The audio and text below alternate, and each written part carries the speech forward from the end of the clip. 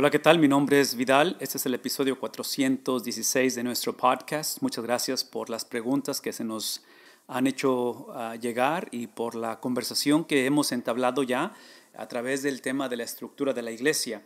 Este es el podcast número 4, en el cual ya hemos presentado 3 diferentes episodios donde hemos delineado esta conversación de la estructura de la iglesia. Los pueden encontrar en la página que ven en la pantalla, que es básicamente el comentario bíblico gratuito, donde es la traducción al español de la página del Dr. Bob Utley, donde la encontramos llamada Free Bible Commentary, donde el Dr. Utley ha escrito básicamente la Biblia en su totalidad, desde Génesis hasta Apocalipsis, los comentarios bíblicos exegéticos, versículo por versículo, donde ustedes pueden encontrar tanto lo escrito como el audio, como el video, y básicamente está en 49 idiomas. Así es que esta página de comentario bíblico gratuito es básicamente la traducción al español.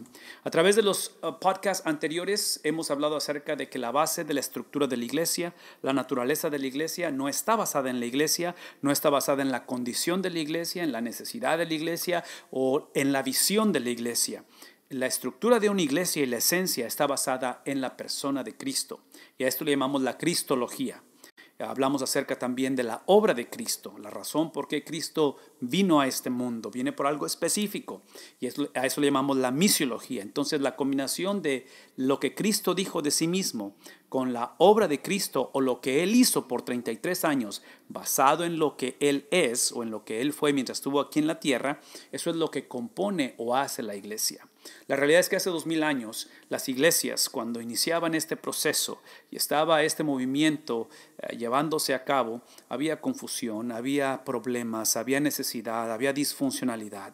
A raíz de ello encontramos desde el libro de los Hechos y el resto del Nuevo Testamento la voz autoritativa de aquellos que fueron llamados por Cristo para llevar esta misión de formar, de establecer, de predicar a la iglesia y al mundo entero, llamados los apóstoles. Uno de ellos, su nombre es Pablo, escribe diferentes cartas y una de ellas es a las iglesias en Éfeso.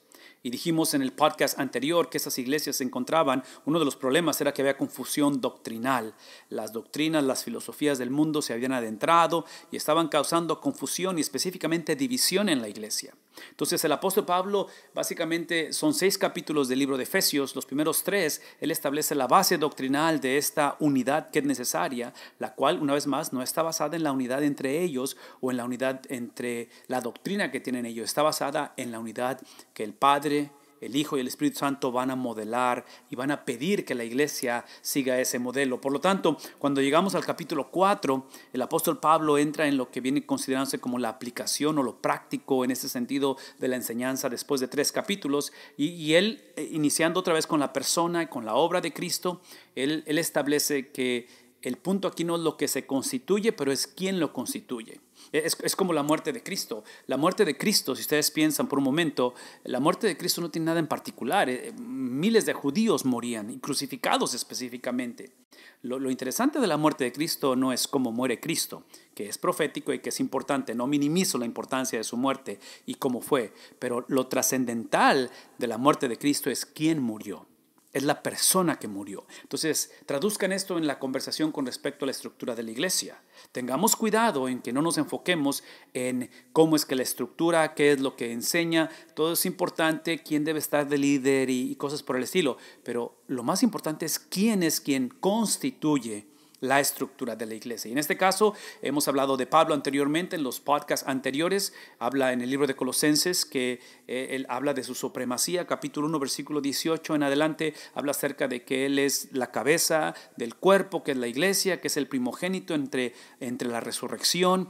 En fin, el punto aquí es la supremacía de Cristo y basado en su autoridad como el Señor del cosmos, el Señor del universo, hablando de Cristo, él constituye apóstoles, profetas, evangelistas, pastores y maestros. Del libro de Alan Hirsch, que el nombre del libro es Shaping the Things to Come, que tiene que ver con el moldear o el formar las cosas que están por venir.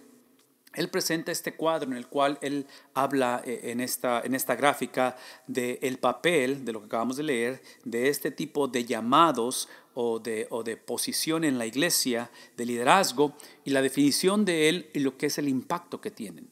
Entonces, aquí él habla acerca de las 5 funciones que acabamos de leer de Efesios capítulo 4, versículo 11, donde el apóstol es aquel que es enviado, su impacto es la extensión. La iglesia extiende su influencia, extiende el señorío de Cristo a través de este don del apostolado. El del profeta es aquel que sabe, por definición es el que sabe, y su impacto es de integración. El evangelista es aquel que recluta, obviamente, está reclutando, y su trabajo o su impacto es la expansión, y el pastor es aquel el que nutre o el que cuida, y el maestro es aquel que explica, y el impacto que tiene es entendimiento. Entonces, extensión, integración, expansión, nutrición, entendimiento es lo que creemos o es lo que entendemos basado en Efesios capítulo 4 con respecto a una iglesia saludable, una estructura que permite que la iglesia se forme. Ahora, tratando de poner esto en una manera un poquito más entendible, la gráfica que ven ahí, que también es tomada del mismo libro de Alan Hirsch, Shaping of Things to Come, tiene que ver con respecto a cómo ponerlo en práctica o cómo condensarlo para la estructura de la iglesia. Lo que están viendo en la gráfica simplemente es que la parte roja implica aquellos que han sido posicionados o llamados a liderazgo. Una vez más, el ejemplo supremo de esto no es la habilidad, la necesidad que tiene la iglesia de liderazgo, de buen liderazgo, de liderazgo eficaz. Eso es importante, pero el modelo a seguir es Cristo. Entonces, aquellos que aspiramos, aquellos que deseamos, el apóstol Pedro dice en sus cartas, a estas posiciones de liderazgo en el círculo rojo, son aquellos que tienen que basarlo en el carácter de Cristo. Y menciono todo esto porque el liderazgo de Jesús fue de servicio. El distintivo de Jesús es que él es Isaías 53, el siervo sufriente. Entonces, estamos acostumbrados a que cuando pensamos en liderazgo, pensamos en diferencia de esencia en lugar de función. Entonces, el ejemplo que típicamente usamos es el del hogar. En el hogar nosotros tenemos 3 hijos. Y como padres, Arel y yo, tenemos una función diferente a la de nuestros hijos.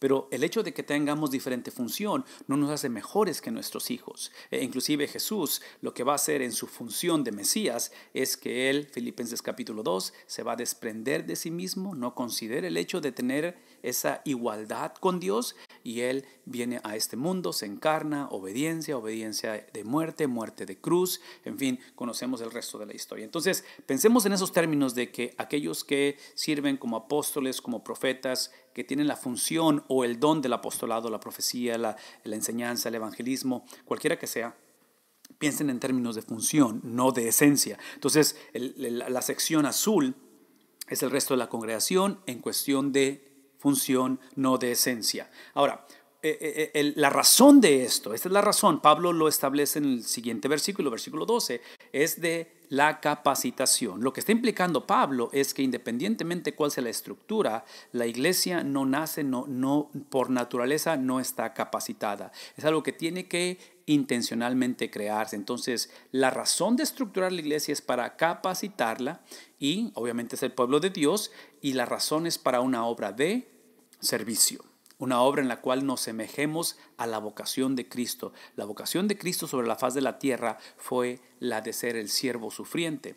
Entonces, entre más eficaz sea la estructura, entre más esté basada en la persona y la obra de Cristo, va a poder llevar a cabo ese proceso de capacitación que lo describe como una obra de servicio. Y observen esto, es la vida de servicio para poder edificar el cuerpo. Entonces, ese cuerpo es edificado, es la tarea puesta o dada a los que están otra vez en el círculo rojo, que tenemos el privilegio de gobernar, de liderar, de servir, de dar nuestra vida en rescate por otros, que es el ejemplo que encontramos en Cristo. Todo eso lo va a poner Pablo en el versículo 13, donde llega a un tipo de conclusión y dice de este modo, o trayendo como el producto de lo que va a traer si hacemos esto, es que todos, y una vez más aquí es donde entra este concepto difícil de leer, porque esas iglesias en este tiempo son una conglomeración entre judíos convertidos, gentiles convertidos, romanos convertidos, griegos convertidos. Es una mezcolanza de culturas, trasfondos, y Pablo dice todos lleguemos a ¿qué cosa? A la unidad. Y la unidad que espera Pablo que se lleve a cabo es el antídoto, no a la división, pero a la uniformidad. porque la uniformidad típicamente es el tipo de mentalidad que todos tenemos que pensar igual, sentir igual, vernos igual, hablar igual y en fin, es el tipo de situación en la cual no nos damos la oportunidad de celebrar nuestras diferencias. ¿Sí? La unidad de la cual está hablando Pablo es la unidad no necesariamente entre nosotros, pero observen esto, es la unidad de la fe. Y en este caso, cuando hablamos de fe en la palabra de Dios, es obvio que no estamos hablando exclusivamente de un sentir, de un entender. Es algo que se traduce en fidelidad, porque la fe no es la fe de nosotros, es la fe de Cristo. Y si algo se le conoce a la fe de Cristo, es precisamente fidelidad. Cristo fue fiel hasta la muerte. Entonces, en este caso, conectemos la conversación de que la meta es la unidad que nos hace tener como el producto de ello, como lo que produce ello, es la fe de Cristo. La fe de cual nos lleva al conocimiento, no de nosotros, no de la iglesia, no de nuestros tiempos, no de que si estamos en una cultura postmodernista o somos una cultura postcristiana, eso es importante y es bueno saber navegar esas cosas, pero lo más importante es el conocimiento del Hijo de Dios, de Cristo, del Mesías. Entonces, esa estructura, la estructura que practiquemos, la manera en que la iglesia es liderada, tiene que llevar como meta el que crezcamos en similitud a Cristo, porque dice aquí a una humanidad perfecta, a una humanidad que se conforma o que se moldea a la plena estatura de Cristo, a la manera en la cual Cristo pensó, sintió, la persona y la obra de Cristo, que es lo que hemos estado diciendo desde un principio. Una de las cosas que quiero llevarles una vez más a pensar y a recordar es que la estructura de la iglesia está basada en lo que el hogar es. Por lo tanto, si observen en el hogar, una vez más, en cuestión de función o de esencia, los que están en el círculo rojo es papá y mamá. Y papá y mamá tienen una función especial, única, dada por Dios, en la cual hay jerarquías, pero la jerarquía es para servicio, para sacrificio, para amar, para perdonar, para crear ese contexto en el cual la meta, una vez más, es que la familia, en este caso usando esa gráfica, crezca conforme a la plena estatura de Cristo. Por lo tanto, es obvio que estando en ese círculo rojo no es para abuso, no es para bullying, no es para beneficiarse a sí mismo. Es el cuadro ideal donde la relación matrimonial ejemplifica lo que eventualmente los hijos van a formar, sus propias familias, basado en este modelo en el cual estamos describiendo. Por lo tanto, todo lo que quiero que traduzcamos en esta tarde para de aquí movernos al próximo podcast, en nuestra próxima ocasión, concluir con que la estructura de la iglesia, la cual es una relación de pacto, así como la del hogar, ¿verdad? La del hogar, una relación de pacto, es aquella donde en el círculo rojo están lo que se le llaman los ancianos gobernantes, los diáconos, los pastores, los obispos. Es la misma terminología que se usa, que es intercambiable, en la cual la diferencia entre pastores y diáconos a la luz de la Biblia es simplemente que los pastores, su función principal o uno de sus distintivos es la enseñanza, es el ministrar la palabra de Dios. En cuestión del diaconado es la de obras, la de servicio. Entonces, simplemente menciono estas cosas porque entramos en detalles un poquito de las asignaturas y lo que describe cada uno de ellos. Más adelante hablaremos de lo que califica a una persona estar en este círculo rojo y entre paréntesis lo que descalifica a una persona también estar en este círculo rojo, y al final son los miembros. Y en este caso la membresía otra vez tiene que ver con la cuestión del trabajo que se hace entre azul y rojo. Son simplemente en función, no son en esencia. Una vez más, esto es importante. Gracias por el tiempo que nos conceden, gracias por permitirnos tener este diálogo. Esperen el podcast número 5 de la conversación, parte número 5. Va a continuar esta conversación y queremos que continúen comunicándose con nosotros a través de la página que hemos compartido, Comentario Bíblico Gratuito. Mi nombre es Vidal, es un privilegio saludarles. Dios les bendiga.